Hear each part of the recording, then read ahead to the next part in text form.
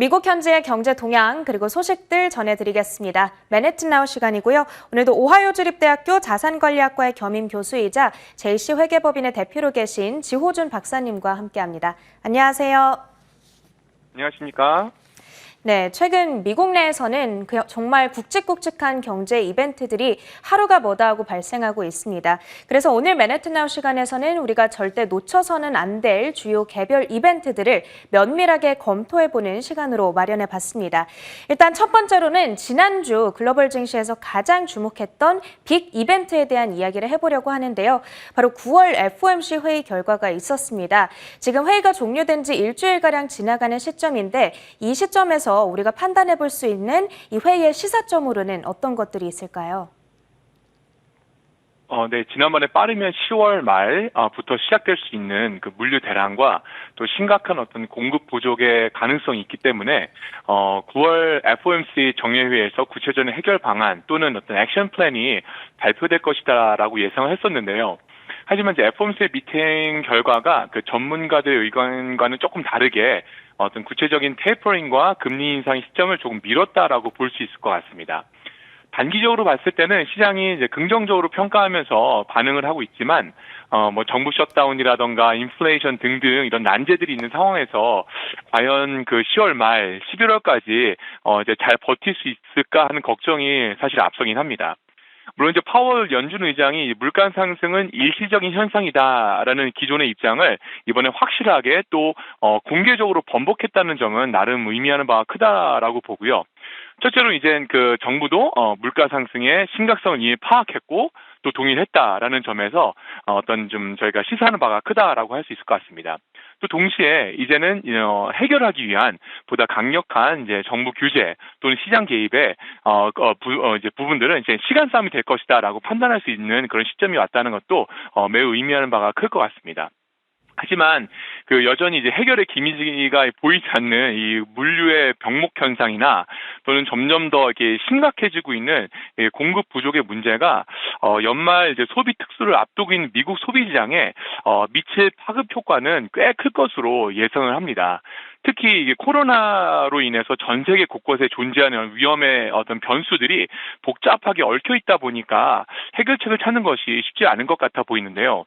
그래도 그 올 4, 4분기 미국 경기 안정화에 가장 큰 영향을 줄 수 있는 부분 중에 하나를 굳이 꼽는다라고 하면은 뭐 테이퍼링이나 또는 정부 규제들보다도 오히려 그 고용 시장이 될 것이다라고 조심스럽게 생각을 해보게 되었습니다. 네, 박사님께서도 역시 연내 테이퍼링 가능성에 무게를 두고 바라보고 계신 것 같습니다. 그런데 우리가 이 부분을 조금 더 확신하기 위해서는 이 9월의 고용지표 결과를 지켜봐야 될 것 같거든요. 9월 고용 결과에 대해서는 어떻게 예측하고 계세요? 지금 이제 미국 고용 시장을 좀 묘사한다면 아주 잘 차려진 뷔페 식당에 배부른 손님들이 가득 차 있다라고 표현을 하고 싶습니다. 그 여전히 이제 일자리는 넘쳐나고 많은 기업들과 업체들이 인재를 확보하기 위해서 정말 많은 노력을 하고 있는 반면에 아직도 실업률은 높고 또 일터로 복귀하는 사람들은 턱없이 부족한 이제 그런 상황입니다. 특히 유통업계의 경우에는 이제 그렇지 않아도 코로나로 인해서 작년 내내 이제 항만 근로자라든가 그 화물 트럭 운전사 또는 창고 관리 인력들에 대한 공급이 쉽지 않았는데 올 초부터 이제 급격히 늘어난 그 물동량 때문에 이게 누적이 되면서 정말 최악의 변목 현상을 나타내고 있는 것으로 파악되고 있습니다. 그 한 해 소비에 20에서 25% 이상 집중되고 있는 이제 11월, 12월에 미국 소비 시장에서 이런 물류와 유통 분야의 고용 상황은 경기 회복 또는 이제 앞으로의 경기 안정화와 이런 부분들 정말 중요한 어떤 척도가 될 것이다라고 생각을 하고요. 따라서 이런 이유 때문에 다음 주에 발표될 고용 지수의 지표가 어떻게 나올지 큰 관심을 이제 가져보게 되었습니다. 특히 이제 작년 3월 이후부터 계속되었던 정부의 실업급여가 지난 6월 초에 이제 지급이 중단되었는데요. 그러면서 이를 통해서 이제 고용 시작이 이렇게 회복되지 않을까라고 예상을 하고 있지만 때마침 또 이제 델타 변이가 9월부터 심각해지고 기승을 부리면서 9월에도 고용 시장의 어떤 큰 변화와 개선은 사실 기대하기는 어려울 것 같습니다. 하지만 9월 그 신규 채용이 어떤 분야와 또 어떤 산업에 집중되어 있는지를 잘 분석해 보는 것은 앞으로 10월 고용 시장과 더불어 이제 4, 3분기에 앞서서 관련 기업들, 특히 이제 도소매 기업들의 4, 4분기 실적에 직접적인 영향을 줄 수 있기 때문에 이 부분 저희가 꼭 짚고 분석하면서 넘어가 보아야 되지 않을까라고 생각을 해보게 됩니다. 네, 실업급여가 종료되면서 사람들이 얼마나 과연 더 많은 일자리를 찾아 나섰을지 그 고용지표 결과 저희가 앞으로 지켜보도록 하겠습니다. 한편 그 밖에도 이번 주 시장에 상당한 불안감을 키우고 있는 한 가지 이벤트가 있습니다. 바로 미국 연방정부의 셧다운에 대한 가능성인데요. 이 미국 현지 시간으로 27일 상원이 부채 한도 유예 법안을 부결시키면서 바이든 행정부 들어서는 처음으로 셧다운 가능성이 조금 현실화되고 있는 것 같습니다. 지금 이 셧다운 우려에 대한 현지 반응은 어떻게 나오고 있나요? 네, 그 미국 지금 이제 국회와 또 정치계에서는 정계에서는 정말 말 그대로 이렇게 전운이 감도는 그런 분위기를 느낄 수 있습니다. 그 미국의 회계 연도 마감은 아시다시피 이제 9월 30일입니다. 그 2021년도 회계 연도가 이번 주 목요일이겠죠. 종료되기 때문에 원칙적으로는 반드시 그때까지는 2022년도 내년의 예산안이 통과가 되어야 합니다. 하지만 이제 그동안 여러 가지 경제 상황이라든가 정치적인 환경, 여러 가지 이유 때문에, 이제 그때를 지키지 못하고, 임시적으로, 임시 예산안 또는 단기 예산안을 의회에서 통과시켜서 시간을 확보한 이후에, 이제 추후에 법안을 처리하는 그런 여러 가지 방법들을 사용해오고, 이제 진행해 왔었는데요.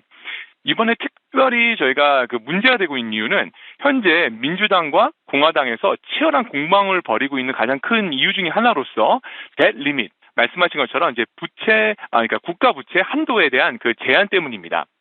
공화당은 지금 현재 심각한 어떤 물가 상승과 또 국가 부채의 그런 원인이 현재 바이든 정부와 민주당이 지난 3월이었죠. 단독으로 밀어붙여서 이렇게 통과했었던 1.9 트릴리언 한화로 2,100조 원 가량의 어떤 경기 부양안 때문이다라고 주장하고 있는 상황이고요.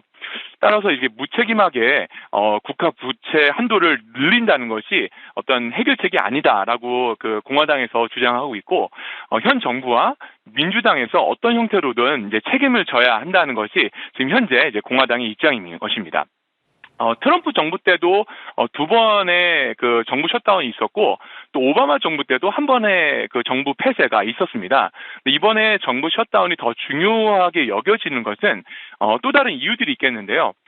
첫째로는 내년에 있을 이제 미국 중간 선거를 위한 어떤 중요한 전초전이 되지 않을까, 정치적인 전초전이 되지 않을 것이 아닌가라는 그런 그 생각들이 있고, 또 더불어 이번에 그 이제 코로나 시기에 중요한 역할을 하고 있는 질병관리센터 CDC를 포함해서 여러 그 이제 코로나 통제 관련 정부 기관들이 이번에 그 정부 셧다운으로 정말 직접적으로 영향을 받을 수 있기 때문입니다. 정부 셧다운으로 인해서 아무래도 이제 시장의 파급 효과는 불가피할 것이다라고 생각되어지기 때문에 앞으로 며칠 동안은 48시간 동안은 미국 정계 소식에 관심을 갖고 지켜보면 좋을 것이라고 생각을 합니다. 네, 알겠습니다. 그리고 디폴트 가능성에 따라서 다음 달 중순까지는 어느 정도 시장의 변동성이 커질 수 있겠다는 부분도 저희가 기억을 해봐야 될 것 같습니다. 이제 끝으로는 미국의 코로나19 상황에 대해서도 점검해 보도록 하겠습니다. 최근에 글로벌 코로나 확산세는 조금 주춤하고 있는 것 같은데 미국 현지 상황은 어떤가요? 네, 이제 9월 한 달 내내 델타 변이와 어떤 확진자 수가 이게 증가했던 부분들이 미국 경기에 부정적인 영향을 줬을 뿐만 아니라 또 이제 사망자도 이제 크게 늘어났었죠. 또 병동 수도 많이 늘어나고. 근데 다행히도 이제 최근 자료를 보면은 확진자 수가 상대적으로 이제 하향세를 보이고 있고 사망자 수도 많이 줄고 있는 것 같아 이제 보입니다. 10월이 되면 그 플루 시즌, 그 독감 그 예방 접종 시즌이 시작되기 때문에 10월 들어서면서 확진자가 어떻게 집계될지 좀 주의 깊게 지켜볼 필요가 있을 것 같다라고 생각이 되어지고요. 여전히 논의 중인 또 검토 중인 12세 이하의 어린이들에 대한 백신 접종과 또 3차 추가 이제 부스터 샷에 대한 것이 언제 또 어떻게 시작될지 많은 사람들이 궁금해하고 또 기다리고 있는 그런 상황입니다. 따라서 앞으로 이제 FDA에서 임상 실험 결과가 언제 나올지 또 어떻게 나올지 지켜보면서 코로나의 확산세를 저희가 잘 주의 있게 살펴볼 필요가 있을 것 같다라고 생각을 하고 있습니다. 네, 알겠습니다. 이렇게 미국 현재 가장 중요한 소식들만 모아서 만나봤습니다. 지금까지 미국 오하이오 주립대학교 자산관리학과의 지호준 박사님과 함께했습니다. 고맙습니다. 감사합니다.